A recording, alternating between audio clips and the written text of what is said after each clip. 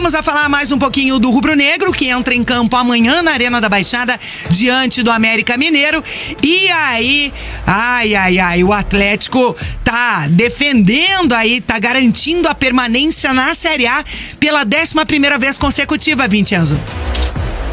É isso, TT. Vou começar essa entrada aqui no Bate-Pronto falando com o torcedor do Atlético para que não me entenda mal. A briga do Atlético nunca foi nesse Campeonato Brasileiro e agora garantido, nunca foi contra o rebaixamento na competição. A briga do Atlético é para chegar à Copa Libertadores de forma direta em classificação pelo G4. Mas com o empate contra o Botafogo no último sábado e domingo, né, jogo dividido em 2 dias, o Atlético chegou a 45 pontos, número mágico da permanência, e não tem nenhuma chance de cair no Campeonato Brasileiro de 2023. Isso parece óbvio e parece um fato até não ser tão destacado assim, porque o Atlético briga em cima da tabela, mas o Atlético vai chegar aí em 2024, então, a 12 temporadas seguidas na Série A do Campeonato Brasileiro. O Furacão é o 6º time, na verdade, com maior sequência de temporadas seguidas na Série A do Campeonato Brasileiro e pode terminar essa competição na 4ª colocação nesse ranking. Perde para o Flamengo e o São Paulo, que nunca foram rebaixados.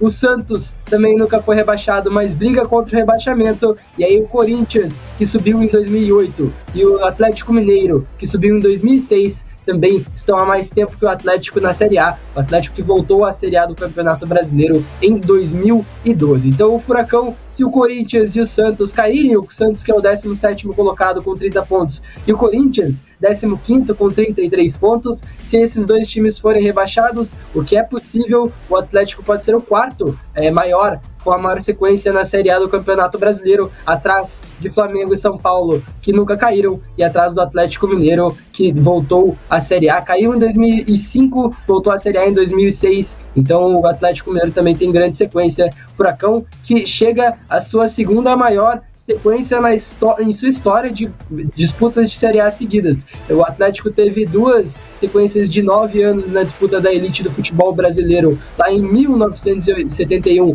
até 1979, 71, o momento que a CBF passa a contar os campeonatos brasileiros oficialmente, até 1979, depois em 1980 jogou a Taça de Prata, não por rebaixamento, não foi um rebaixamento, o Atlético só jogou a Taça de Prata, que era equivalente à Série B na época. Depois voltou em 81 a elite do futebol brasileiro, foi até 89, daí sim o Atlético teve seu primeiro rebaixamento da história, mas aí voltou em 91, caiu de novo em 93, e aí em 95 é campeão da Série B, com o Mário Celso Petralha já no comando do clube. O Atlético é campeão e começa a maior sequência de sua história. Aí sim, 96 até 2011 foram 15 anos de permanência na Série A. Essa é a maior sequência da história do Atlético, 3 anos a mais do que a sequência vigente, a sequência que está acontecendo nesse momento de 12 anos. O Atlético, então, em 2027 pode chegar à sua maior sequência de permanências na Série A se mantiver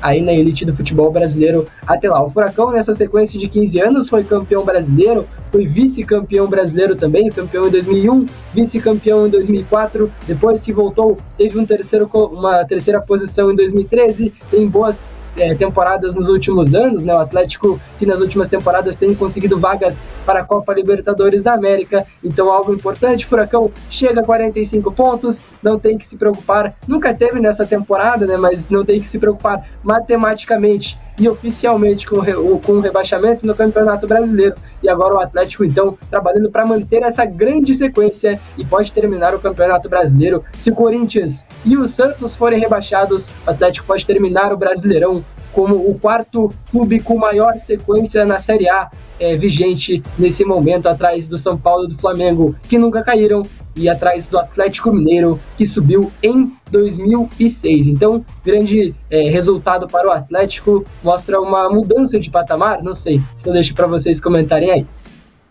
Realmente uma grande marca, né, Dalk Linhares? Evidente, né? São números expressivos e que são conquistados com trabalho, né? Com persistência, tudo isso não vem por acaso, né? Não vem de graça. Tem muito trabalho aí em cima disso. E nem da noite pro dia. Exatamente. Então quando a gente fala em planejamento no futebol, esse número é o reflexo de um bom planejamento, né? Planejamento é isso, é você projetar o futuro, né, curto, médio, longo prazo, né? Você trabalhar com metas para agora, para daqui a pouco e lá para frente, né?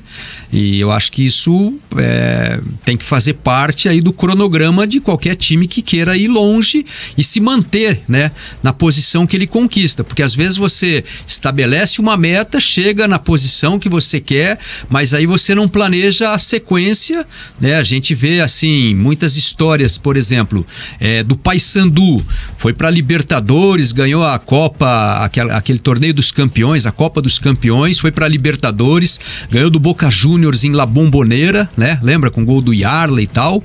E onde é que tá o Paysandu hoje? Tá penando. São Caetano, Paraná Clube, né? Foi para Libertadores lá em 2006, 2007, né? Aí esses times somem, né? Paulista de Jundiaí, foi campeão da Copa do Brasil, né? Santo André. Então você vê assim, times que atingem um patamar, mas eles não conseguem se manter ali, justamente por conta disso, né? Eu acho que o Atlético, a questão financeira foi o que mais pesou, né? Porque o Atlético sempre manteve suas contas em dia e isso faz com que o futebol seja feito mais facilmente, né? Sim. É muito melhor você fazer futebol com dinheiro e não você tendo que, sei lá, gastar 10 milhões por mês em dívidas, ao invés de você poder ter para gastar numa folha salarial. Aquela coisa que a gente tava falando aqui, né? De você pegar a cota de televisão e ficar adiantando, pegando emprestado na frente para você pegar o dinheiro do ano que vem para pagar esse ano. Daí pegar o dinheiro do ano do outro ano para pagar o próximo, entende? Então tem times que entram nesse ciclo vicioso e não conseguem sair mais disso, né? E hoje o Atlético, inclusive, tem uma opinião bem forte sobre isso, porque é o time que simplesmente negocia por si só. Né? O primeiro, né, a peitar esse sistema, né? O Atlético, quando achou injusto o valor que ele receberia da televisão, ele falou assim, não quero. É melhor não receber do que receber o que vocês estão me oferecendo. Achava que merecia mais, né? E se você for pegar os estudos, por exemplo, quando o Atlético vende jogos para TV aberta, né, para passar nas praças mesmo, o Atlético acaba recebendo mais que alguns times. Né? E o Atlético, assim, é o único time que tem os direitos vendidos para TV aberta, né? E não passa o jogo na praça, né? Aqui não vaza jogo do Atlético no estado do Paraná inteiro. É com contrato. O Atlético joga em Curitiba. O Curitiba jogou em Curitiba aqui contra o São Paulo, sei lá, o jogo passou na rede nacional, passou em Curitiba. Então o Atlético não permite isso para preservar a sua bilheteria, né? E aí que tá, o Atlético ele já tem como eu posso dizer, ele já tem uma força, né, para poder abrir mão desse dinheiro da televisão que todos os times acabam aceitando. O Atlético vai lá e negocia com o streaming, né, com um canal gigante, por exemplo. Que vai lá e a galera paga barato e assiste, né, com a qualidade, às vezes até com humor, às vezes de uma maneira diferente de uma transmissão tradicional. E essas coisas fazem com que o Atlético tenha uma visão diferente, né? E o Atlético focou muito em criação de estrutura. E não só a estrutura física que o Atlético tem, porque tem um baita estádio, tem um dos melhores CTs do Brasil, mas o Atlético conseguiu, já há algum tempo, manter uma espinha dorsal de uma equipe. E é só você ver, todas essas equipes que são campeãs, no geral, né? Não precisa nem ser no Brasil só, mas na Europa, são times que já têm uma espinha dorsal muito bem definida. Claro que eu acho que o Atlético ainda precisa de sair um pouquinho dessa cultura brasileira de treinadores, porque o Atlético demite treinadores com muita facilidade, né? E isso é uma situação até complicada pelos resultados que o Atlético tem e o número de treinadores que o Atlético tem nos últimos anos é até diferente, assim, né, dos outros times. Só que o Atlético, ele consegue hoje ter um time e gastar dinheiro em poucas peças para fazer um time rodar, né? Pode prospectar jovens, pode comprar e vender por mais caro, e isso o Atlético consegue fazer muito bem. Vincenzo Delicani, o Coelho chegando à marca de 10 jogos seguidos, empatando aí a maior sequência da temporada.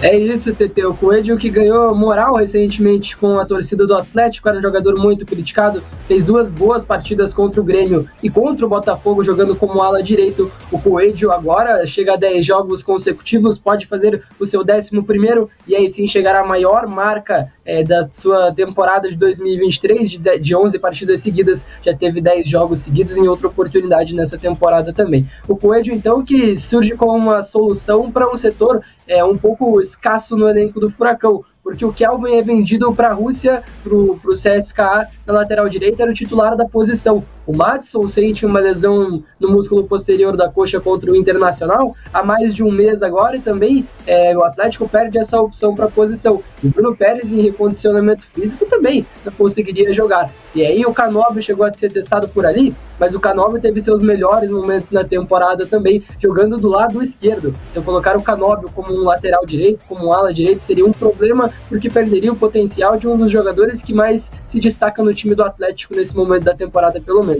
O Coelho, então, é testado ali pela ala direita e consegue jogar um futebol que, pelo menos na minha opinião, não havia aparecido ainda desde que assinou o contrato com o Atlético lá no começo do ano passado.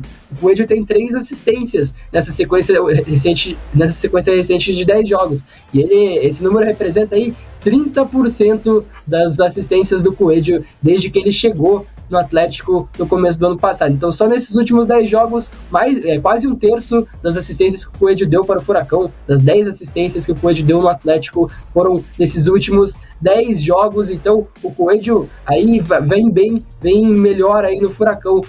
Dos 10 jogos que ele jogou nessa sequência, 9 ele não perdeu, e 9 ele está invicto. No único jogo que ele não foi titular pelo Atlético nessa sequência de 10 jogos, contra o Coritiba no Couto Pereira, aí o Atlético perdeu a partida. Então um jogador que vem mostrando sua importância também na função de ala direita, por exemplo, na partida contra o Grêmio e contra o Botafogo, entre cortes, desarmes e interceptações, ele chegou em 16 ações defensivas corretas. É um número bem alto. Claro, a defesa do Atlético foi muito bem no quesito. O Lucas Esquivel teve 17, por exemplo, o Kaká também teve 16, o Thiago Heleno teve 26, mas mesmo assim, para um atacante recuado, né, na ala direita, esse número é muito interessante e mostra uma capacidade de adaptação do jogador argentino pelo Atlético. Jogador argentino que o Wesley Carvalho explicou logo depois da partida contra o Grêmio, que saiu da esquerda e foi jogar à direita porque o Wesley preferiu trocar ele de lado, porque ele estava com uma mania de cortar para o meio e tentar finalizar as jogadas em situações que não precisava.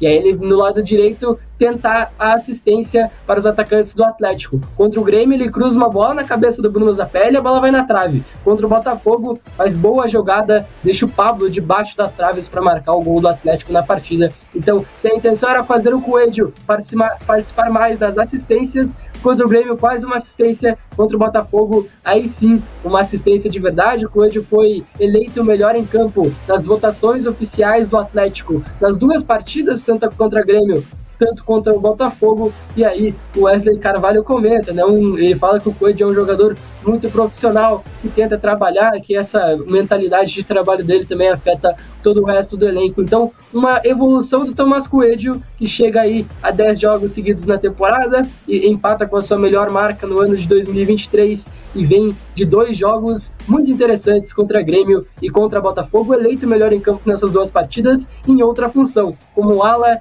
direita do Atlético.